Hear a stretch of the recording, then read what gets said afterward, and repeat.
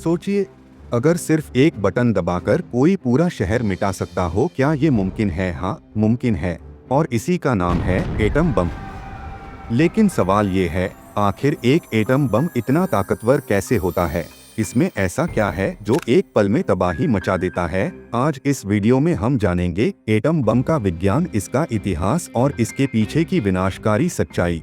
Atom bomb की शुरुआत हुई थी द्वितीय विश्व युद्ध के दौरान। साल था 1945। अमेरिका ने जापान के हिरोशिमा और नागासाकी पर 2 एटम बम गिराए, लिटिल बॉय और फैट मैन। इन बमों ने लाखों जिंदगियों को पल भर में खत्म कर दिया और दुनिया को ये बता दिया कि अब युद्ध का मतलब सिर्फ बंदूकें नहीं, विज्ञान है। अब सवाल ये है कि एटम बम में होता क्या है? असल में एटम बम काम करता है नाभिकीय विखंडन यानी न्यूक्लियर फिशन पर। इस बम में 2 खतरनाक तत्व होते हैं, यूरेनियम 235, प्लूटोनियम 239। जब इन परमाणुओं को खास तरीके से तोड़ा जाता है तो इतनी जबरदस्त ऊर्जा निकलती है कि वो पूरा शहर तबाह कर देती है। न्यूक्लियर फिशन मतलब जब किसी भारी परमाणु जैसे यूरेनियम के नाभिक को एक न्यूट्रॉन से टकराकर तोड़ा जाता है।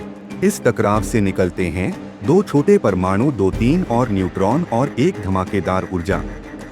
अब ये नए न्यूट्रॉन पास के और परमाणुओं से टकराते हैं और वहीं से शुरू होती है एक चेन रिएक्शन जो माइक्रोसेकंड्स में पूरी की पूरी तबाही बना देती है। एटम बम के अंदर यूरेनियम या प्लूटोनियम के टुकड़े होते हैं।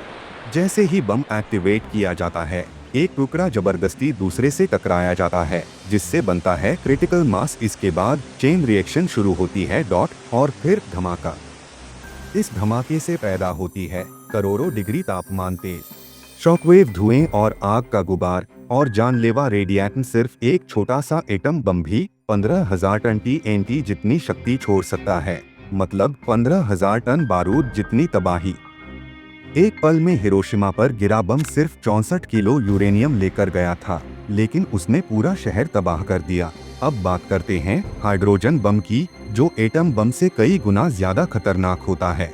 एटम बम में होता है फिशन, हाइड्रोजन बम में होता है फ्यूजन। वही प्रक्रिया है जो सूरज में होती है और यही इसे और ज्यादा शक्तिशाली बनाती है। आज दुनिया के कई देशों के पास परमाणु ताकत है, जैसे अमेरिका, रूस, भारत, चीन और पाकिस्तान। लेकिन सबसे बड़ा सवाल ये है, क्या ये ताकत इंसानियत की सुरक्षा के लिए है या विनाश के लिए?